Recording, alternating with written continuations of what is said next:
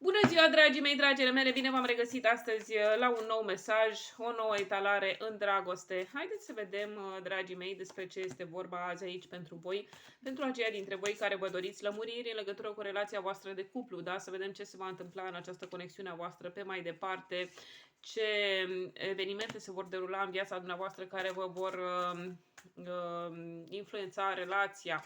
Da? Sau pentru cei care sunteți singure, simt că și voi vă doriți să știți dacă această situație va rămâne la fel în perioada următoare pentru voi, sau veți cunoaște și voi pe cineva cu totul și cu totul foarte interesant.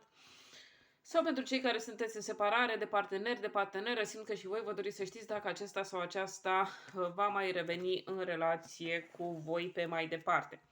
Haideți să vedem, dragii mei, despre ce este vorba azi aici pentru voi. Iată că avem doiul de cupe alături de 4 de pentagrame. Două cărți cu totul și cu totul foarte speciale pentru voi de această dată, dragii mei. Aceste cărți îmi vorbesc despre o relație cu totul și cu totul deosebită pe care voi o aveți cu o anumită persoană. Da? Simt că aveți sau ați avut această relație cu cineva anume, cu un bărbat sau cu o femeie în funcție de voi. Și această relație a lăsat urme adânci în sufletul vostru, da? Este foarte posibil ca în prezent să nu comunicați cu această persoană, relația voastră să se fi rupt la un moment dat, să se fi întrerupt și din acel moment, iată, fiecare a luat-o pe drumul său, da? Asta simt în legătură cu voi, dragii mei, dragile mele, dar din acest punct de vedere simt că lucrurile nu sunt terminate deloc între voi, simt că mai este loc de atâtea experiențe pe care voi să le împărtășiți unul cu celălalt, pentru că iată avem acest 4 de pentagrame care îmi spune că această persoană, dragul meu sau draga mea, este cu totul și cu totul foarte dependentă de energia ta, este dependent sau dependentă de tine și dacă te întrebi încă în acest moment, oare de ce a fost nevoie să vă certați, de ce a fost nevoie să se ajungă la asemenea situație, ei bine, dragii mei, dragile mele, este foarte posibil pentru ca voi să vă fi situat într-o situație, într-un eveniment, într-o situație care era dincolo de voi, dincolo de alegerea voastră. Este posibil ca unii dintre voi sau unele dintre voi să aveți de-a face cu un partener sau cu o parteneră care, de exemplu, să fi trebuit să plece departe de voi, da? Cu munca, cu jobul său, cu afacerea sa, ce știu eu, treburi care se cereau urgent rezolvate de către această persoană și în acel moment se pare că această persoană nu a avut de ales, da? A trebuit să se împartă dincolo. Pe de o parte. Pe de altă parte, dragii mei, dragile mele, simt că pentru unii dintre voi este vorba de anumite situații financiare care trebuie rezolvate de urgență. Așadar, din acest punct de vedere, persoana ta va decide că a sosit momentul să facă ceea ce trebuie să facă pentru a rezolva acele situații și va lăsa în stand-by legătura cu tine, da? Va lăsa în stand-by relația cu tine, focusându-se mai mult acum pe business-ul său, pe afacerea sa, pe treburile sale, astfel încât să-și redreseze viața. Da? Dar totuși această persoană se va manifesta în perioada următoare, simt față de tine, cu această nevoie stringentă pe care o are de a te avea în viața sa, da? Nevoia stringentă pe care o va simți și în perioada următoare de a te avea alături, dragul meu sau draga mea, da? Cu acest 4 de pentagrame. Și hai să vedem și următoarele cărți. Iată că avem aici un 5 de cupe alături de 8 de bâte.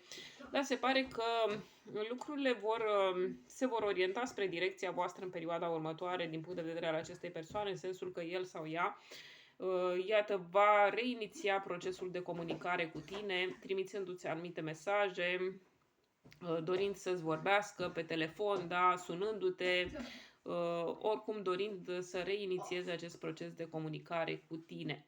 Da? Această persoană este foarte posibil să te anunțe lucruri pe care tu așteptai să te anunțe, da? Despre care tu așteptai să te anunțe, lucruri importante în legătură cu relația voastră, în legătură cu posibilitatea ca voi să vă relansați această conexiune a voastră pe mai departe, în legătură cu posibilitatea ca voi să vă revedeți în viitorul apropiat. Da? Și acest 5 de cupe, dragii mei, dragile mele, care vorbește, bineînțeles, despre șansele pe care voi le-ați avut, pe care această persoană le-a avut în relație cu voi, dar pe care le-a ratat din anumite considerente, fie pentru că întotdeauna s-au ivit lucruri mai importante în viața sa decât relația cu tine, sau fie că nu a avut curajul să îți spună ce simțea pentru tine, sau fie pentru că poate între unii dintre voi au intervenit și alte probleme, alte treburi, alte situații. Poate că unii dintre voi, de exemplu, aveți de-a face cu o persoană căsătorită și această persoană probabil că nu a putut să se despartă de partenerul sau de partenera sa sau să ia o decizie vis-a-vis de acea relație a sa și astfel încât relația voastră a rămas în stand-by. Da? Asta s-a întâmplat până la un moment dat, dragii mei, dragile mele, dincolo de care iată că Universul va decide în perioada următoare că a sosit momentul să vă relanseze relația, da? Să vă ofere alte șanse de a face ca relația voastră să revină la termeni mai buni, da? Pentru că asta simt cu voi, da, în perioada care vine, comunicarea se reia, dragii mei, dragile mele, voi veți reuși să vă deschideți sufletul unul față de celălalt, veți reuși să vă reîncălziți sufletele unul la atingerea celuilalt și da, simt că șansa va putea fi reluată între voi doi, da? Bineînțeles, dacă voi amândoi vă veți dori acest lucru. Hai să vedem și următoarele cărți.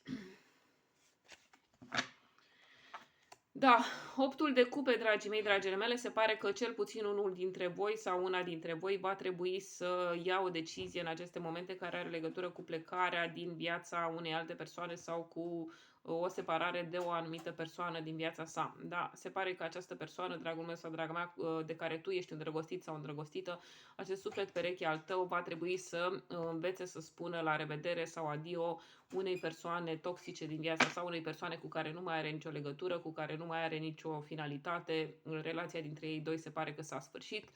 Așadar, această persoană a ta va trebui să aibă curajul în perioada următoare și să spună lucrurilor pe nume, da? Va trebui să se afirme așa cum simte, da? Și să spună celelalte persoane că nu mai simte nimic față de el sau față de ea și că a sosit momentul să se separe, să se despartă. Da? Asta cu atât mai mult cu cât între cei doi poate că există și certuri, discuții aprinse, scandaluri și așa mai departe. Toate lucrurile acestea pot deraia oricând și nu este de dorit acest lucru. Da?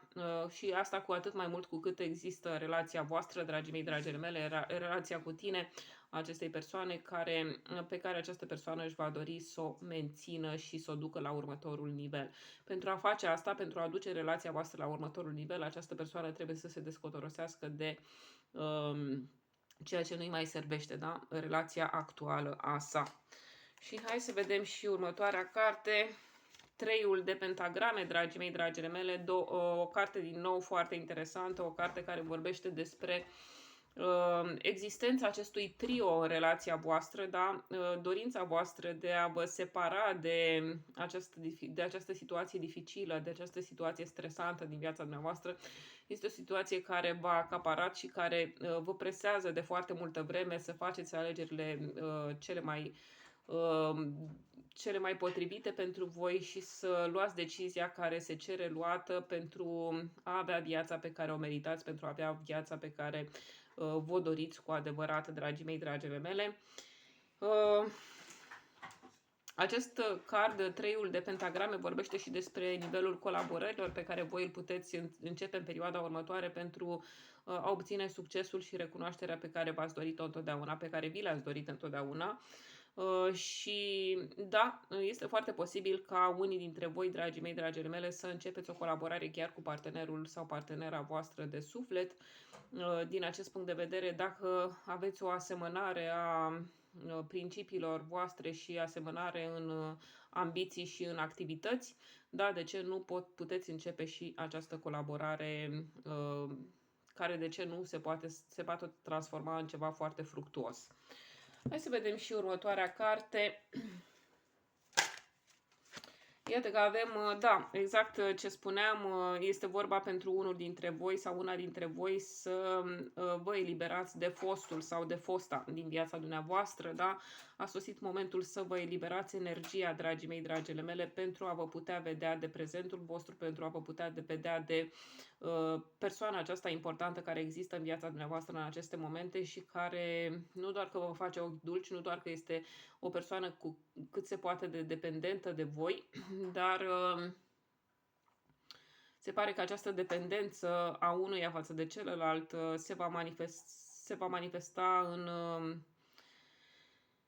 crescendo în perioada următoare, da? Având în vedere că voi doi chiar vă iubiți, având în vedere că între voi există chiar ceva cu totul și cu totul special, da? Și ar fi păcat să ratați această ocazie care vi se prezintă acum din partea Universului. Și să mai luăm o carte.